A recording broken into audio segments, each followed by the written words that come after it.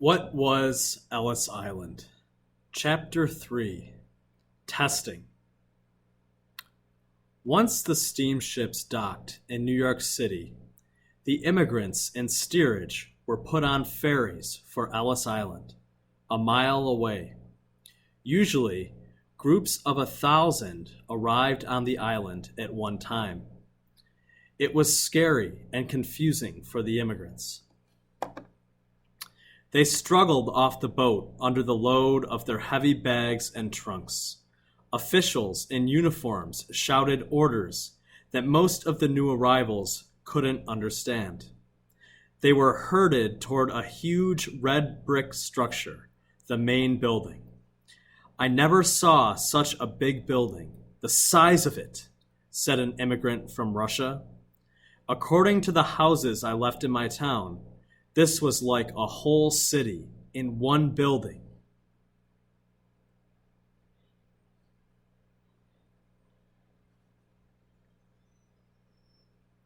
Inside, the immigrants had to walk up a large, steep stairway.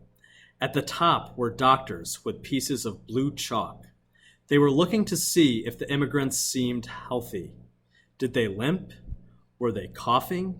Were their eyes red? What about skin sores? If there was a problem, the doctor put a chalk letter on the person's back. H stood for heart, E for eyes, and so on. Chalk marks meant trouble. Marked immigrants were pulled aside and led away for further tests. Children with the marks were taken from their families. One immigrant recalled the heartbreaking scene of a sick child taken from its mother. The mother was holding the child and singing. All of a sudden, a doctor and 2 nurses took the child away. The mother couldn't speak English, and they're talking to her in English.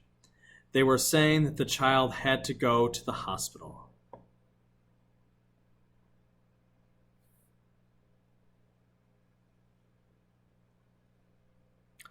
Immigrants without chalk marks waited in line for a quick medical checkup. By far the worst part was the button hook test, the name for the eye exam.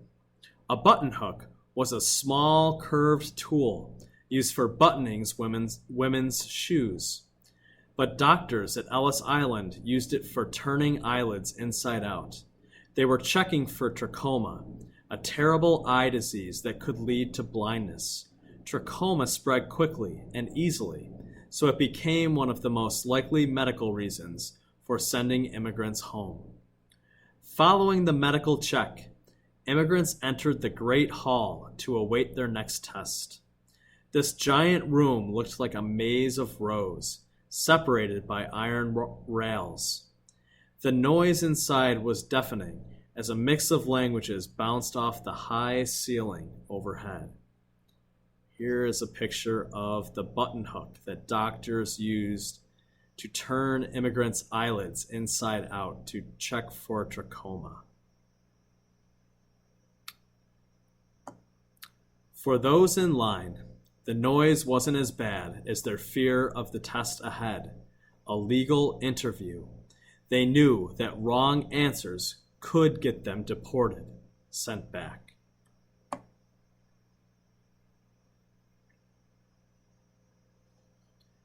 When their names were called, immigrants went to stand before inspectors seated at high desks. Spread out on the desks were the huge pages from the ship's manifests. Inspectors fired off a list of questions. Where did you last live? Are you married? Do you have children? What is your occupation? Do you have family in America? Interpreters stood nearby to help. Ellis Island had interpreters for many languages. They translated back and forth, from the inspector to the immigrant. It was a deep relief for immigrants to have someone understand what they were saying. Interpreters could explain confusing questions too.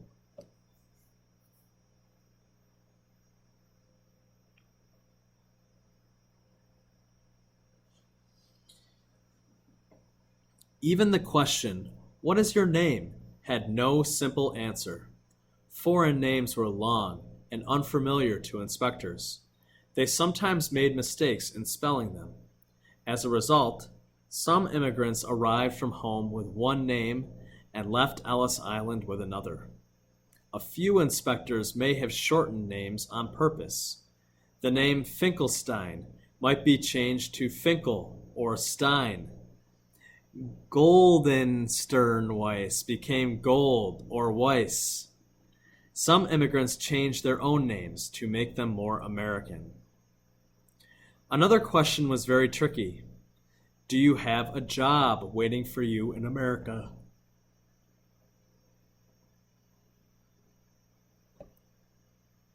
A yes answer would prove that immigrants could make a living and not end up on public aid. But the right answer was no. By law, American businesses could not bring over immigrants to work in their factories or mines. Why?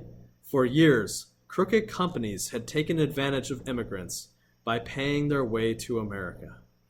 Then, immigrants ended up trapped in hard, low-paying jobs for years. How much money did you bring? Immigrants had to arrive at Ellis Island with $20 or $25, depending on the year. Penniless immigrants were more likely to be a burden on society. Can you read? This question was not asked until 1917. That year, a new law was passed to keep out illiterate immigrants. Illiterate means unable to read or write. Now, immigrants had to read 40 words of text in English or some other language. Some found ways around the new law. One boy coached his illiterate mother to open the book the inspector gave her and recite the Lord's Prayer. Hearing the mother reading smoothly, the inspector passed her. Help in passing the test sometimes even came from the interpreters. A number of them had come through Ellis Island themselves. One interpreter, named Edward Farrow, wrote that some of the soft-hearted interpreters hated to see people being deported. They sometimes reworded the immigrants' answers in a way to benefit the person and not the government.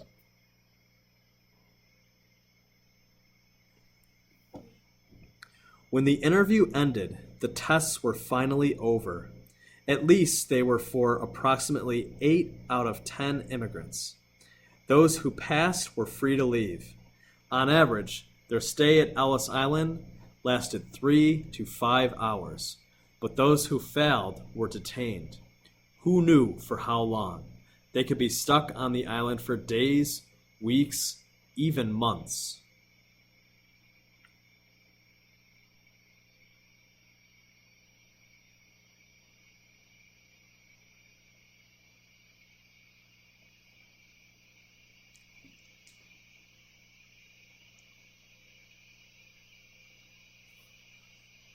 Mail order brides.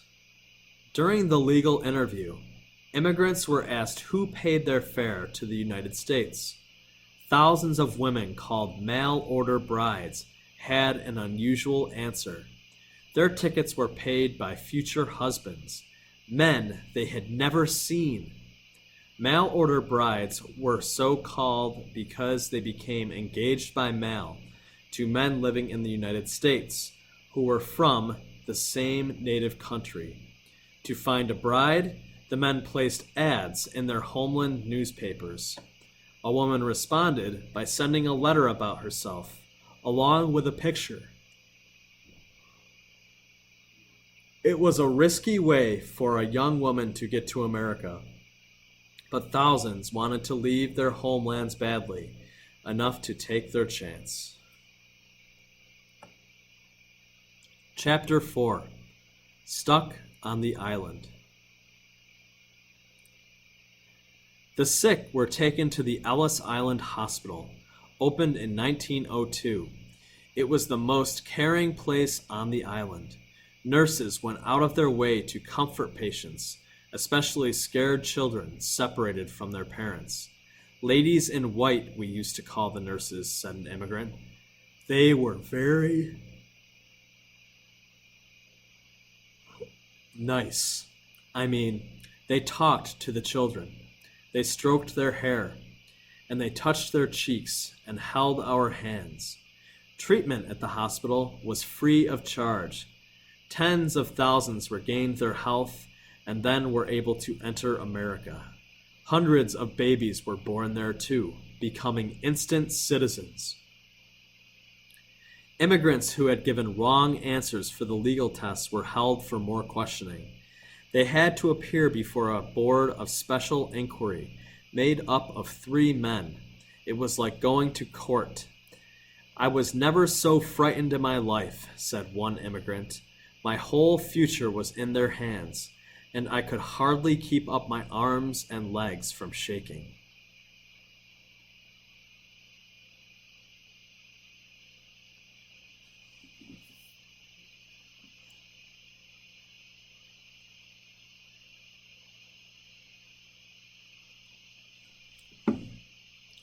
And then there were women who had come to America alone.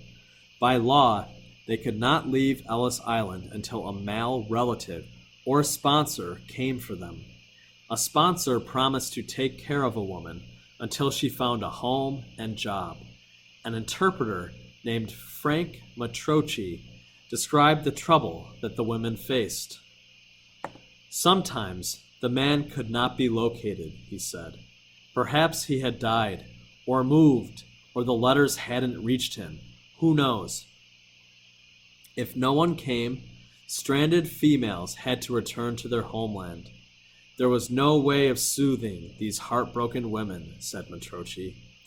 At times, aid societies came to the rescue and offered the women places to stay and help finding jobs. Over 40 aid societies, such as the Salvation Army, Red Cross, and YMCA, had volunteers on Ellis Island. Some groups were even given office space.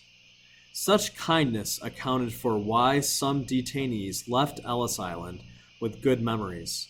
Free food was another reason. Immigrants were fed 3 meals a day in a dining room that seated 1,000 people. They had their first taste of American dishes, such as sandwiches, corn on the cob, Jell-O, and ice cream.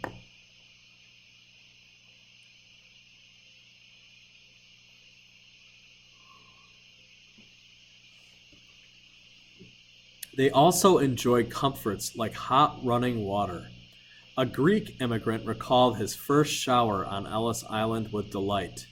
The hot water was washing away the sweat and dust and grime of the steerage. I washed away the old ward.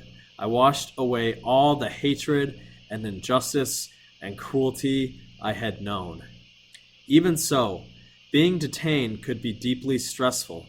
Overcrowding on the island was partly the reason. In 1907, the busiest year, nearly 1.25 million newcomers arrived at Ellis Island. On a single day that year, 9 ships unloaded 11,500 men, women, and children. At night, immigrants slept in large, packed rooms that looked like giant wire cages. Men stayed in their dorms, women and children in others. Bedding often ran short. One newcomer in 1913 recalled shivering all night without a blanket and listening to dreams in a dozen different languages.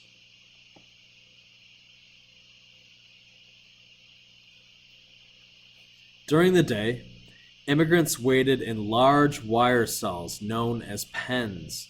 Each was built to hold 600 people, yet often more than 1,000 immigrants had to jam inside. There they waited and waited. The staff suffered too, under a heavy workload. During the peak years of 1903 to 1914, Ellis Island employed between 500 and 800 workers, and still it wasn't enough. Besides inspectors and translators, there were baggage handlers, doctors and nurses, railroad ticket agents, cooks, cleaning staff, clerks, and more. The laundry washed 3,000 sheets and towels a day, and the kitchen struggled to make meals for different appetites. Many Italians did not like potatoes. Many Irish did not eat spaghetti. Jews could not eat foods that weren't kosher. In 1911, a kosher kitchen was put in. Inspector Fiorello LaGuardia recalled working 7 days a week. Immigrants were pouring in at the average rate of 5,000 a day, he said. Work was a constant grind from the moment we got into our uniforms early in the morning until the last minute before we left. As a result, tempers sometimes flared, and immigrants got the worst of it. But by far the most heartbreaking turn of events for immigrants was being forced to return to their homelands. Most had little or nothing to return to. They had sold everything they owned in order to reach America. Fortunately, Ellis Island deported only 2% of its immigrants. The rest were handed the grand prize, their landing carts. They had proved they were clearly and beyond a doubt entitled to land. At last, they were free to go ashore. Immigrant Louis Sage wrote of his exit from Ellis Island, "I had my landing card in my pocket, with my hand clutched around it. I never took my hand out of that pocket until the ferry that took us off the island landed in New York." The journey to the United States was over. A new journey was now beginning. The Kissing Post. As they left Ellis Island, immigrants were often greeted by family members they hadn't seen for years.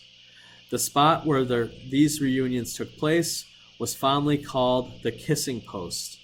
An immigrant from Italy, Regina Regatta, recalled the moment she and her brothers and sister saw their father.